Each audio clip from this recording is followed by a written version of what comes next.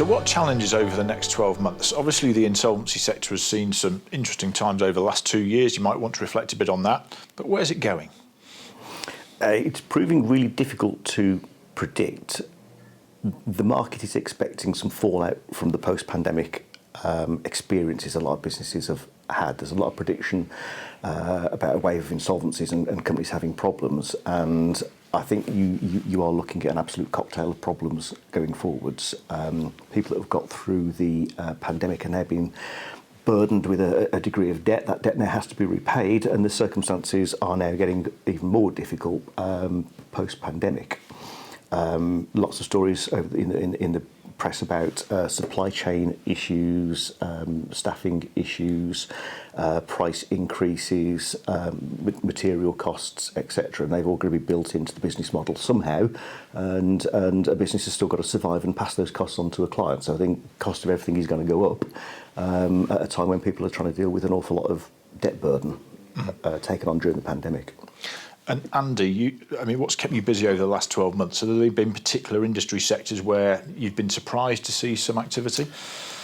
Not necessarily surprised because of the effect of the pandemic itself, but we've certainly seen businesses that pre-pandemic were very successful and decent businesses with good business models. But with the effect of the pandemic that literally turns the tap off overnight, then that does change the dynamic. So in the last 12 months, we've probably done a couple of gyms, we've done children's soft play centres, we've done a couple of coach companies.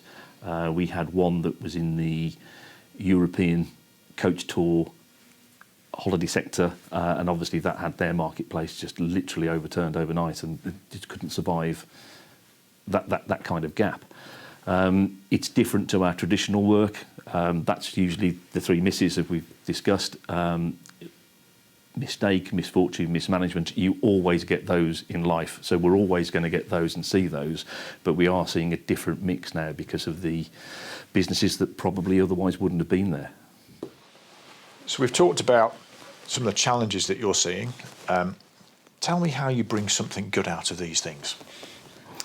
What you're always looking for is an opportunity to save a business and have something going forward that can continue and survive. And the reality is that particular business right here, right now, has got a debt burden or a certain combination of problems that it simply cannot solve without a fairly drastic solution, which may involve an insolvency process.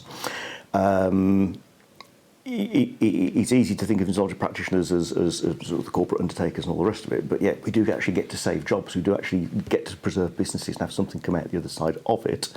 So we're always looking for an opportunity to have a business survive and carry on into the future. Andy, any experiences on that particular front? The most recent one, I've got one at the minute where it was involved in staff training and recruitment, but also part of the business was a conference centre as well. And obviously in the pandemic, the conferencing side has just disappeared completely, but the overhead that went with that was rather significant. And we've actually had a scenario where we've managed to hive out the training and HR side of the business and leave the conferencing bit separate. And that's been difficult because it leaves certain liabilities behind, but there has been a way of at least having part of that business survive with this sector, this side dying away. But we have managed to get that through and help there.